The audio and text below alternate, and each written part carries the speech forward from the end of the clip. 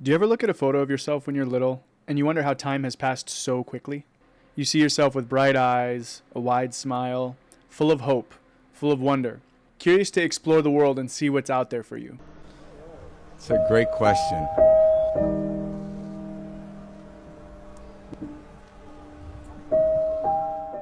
And as you get older, life tends to beat that innocence and that hope out of you. And when that does happen, when your imagination and curiosity fade, life starts to turn gray. You default to the safe option. You follow the same old checklist that society gives you. Go to school, get the degree, go in debt, get the job, and try to pay it off. And then you find yourself waking up wondering, where did I go wrong? In this video, I want to talk about the importance of not only holding on to curiosity and imagination, but actually cultivating it and developing it even into your adult years. So I was born in 1995. Me and my twin brother were the youngest of 5 boys. So I got to experience the tail end of what I consider to be the golden era of human existence. Technological advancements weren't scary. They were exciting. Video game systems were improving at a pretty rapid pace. We considered the graphics back then to be so realistic, even though looking at them now, they're totally blocky and they age really poorly. We grew up spending time outside, knowing our neighbors, playing football, playing basketball, playing soccer, playing anything we could get our hands on. And we knew it was time to come home when the streetlights turned on. I'm so glad that that was a part of my childhood experience because I look at children now and I feel so bad for them. From the moment they develop any motor skills, a screen is placed in front of their face and they're addicted to Cocomelon or whatever TV show their parents put on for them. The first social media I had was MySpace, and this was around 2007, 2008, so I was in middle school. I still remember wanting to be in the top 8 of all of my friends' lists and customizing my profile and putting the perfect song on there. And even though I did spend a lot of time on MySpace, it didn't control how people perceived you like how social media does now. When I was away from the computer and away from video games, which was quite often, I spent a lot of time outside with friends, with family, exploring the woods, playing in the mud, going swimming at the lake, putting cards in the wheel of my bike so it sounded like a motorcycle. And all of these moments that I spent with my friends and family, time felt like it would never run out. I was always excited to wake up the next day and see what my older brothers were up to. I felt like no matter what direction I went in, there would always be fun around the corner. And obviously, as social media grew, as life became more of an online thing, and I became an adult, you start to face failure for the first time in your life. You start to realize that a lot of the dreams you had and the future you imagined for yourself probably won't happen. And that's a really tough thing to face.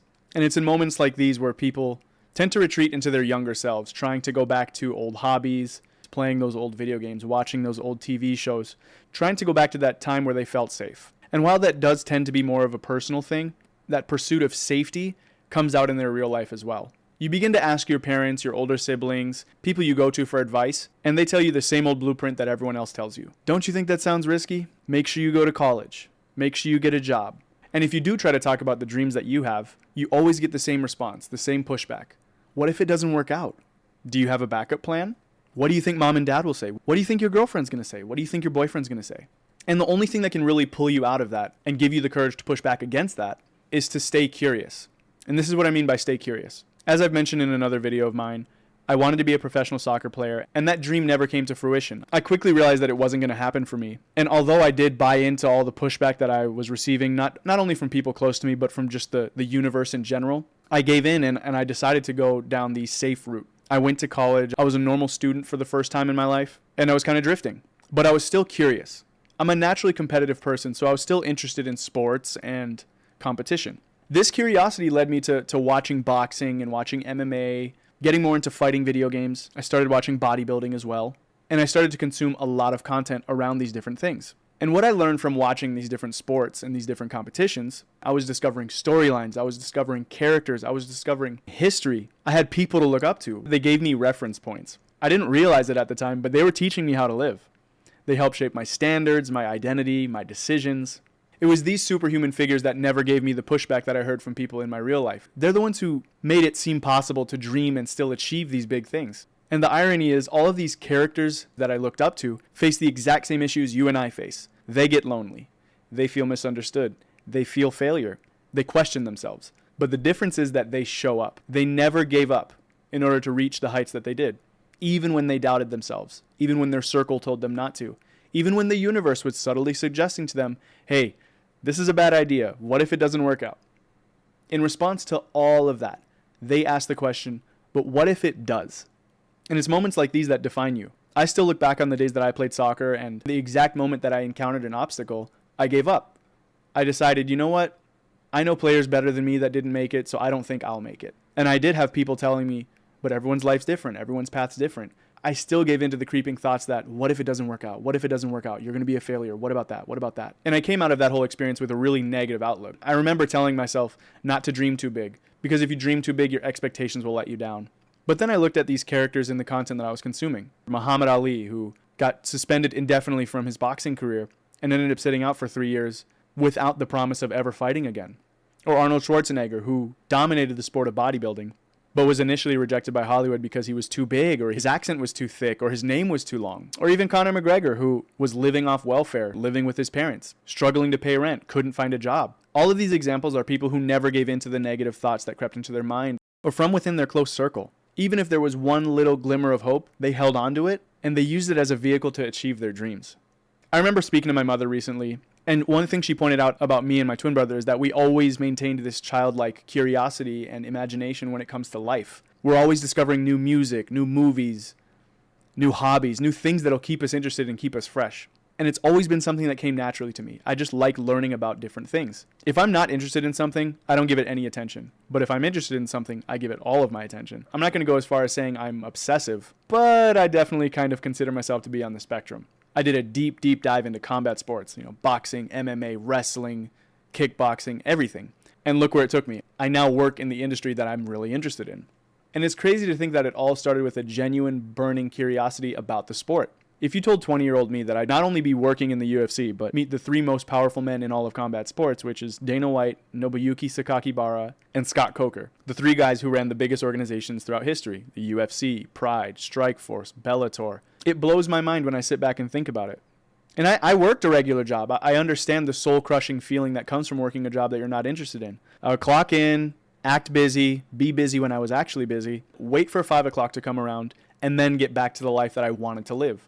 Doing that every day, 5 days a week, 40-odd weeks of the year, is really, it makes me want to throw up. And I understand that most people's existence is this way. If you give into the feeling of pursuing safety and pursuing security, you're probably going to end up in that situation. I was using the secure option as leverage to live the life that I wanted to. The money that I was making from my regular job, I was trying to leverage into a future opportunity that would let me live the life that I wanted to live. And the motivation for doing that came from my curiosity. Life can be tough, and I know it's hard. You spend a lot of energy at work, and by the time you're home, you don't want to do anything. I look at it this way.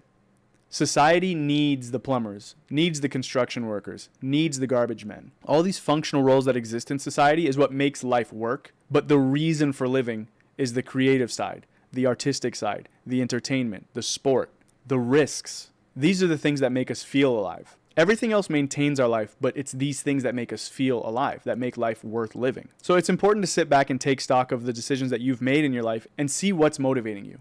Is it security and safety, or is it passion and purpose? Now, I understand it's very complicated. Everyone's life is different. Some people are born with more resources. Some people are born with less. But if you at least give yourself the chance to pursue your passion, you can live life without the regret of never trying. And that's the beautiful thing about passion, is you don't need a plan, you just need a spark. You only live once, and there's only a really specific window of time in your life where you can take risks. My life wasn't a perfect plan, and although I feel very fulfilled at the path that I took in life and the career that I get to live out every single day, it didn't start with a perfect plan. It all started with curiosity, asking questions, doing research, following a spark, following a passion, letting my imagination lead me to a place that I never expected it would take me. You're not meant to live in autopilot. You're meant to wonder. You're meant to build things. You're meant to become someone. And even if you don't hit your goals, the person that you become along the way is the person you were meant to be. I got into MMA when I was 20. I'm 29 years old now. I never thought working in the industry could be a reality for me until I was about 24 or 25. Those first 4 years that I was a fan was purely on passion and curiosity. And for anyone else out there who's in their late 20s or early 30s, you're not too old.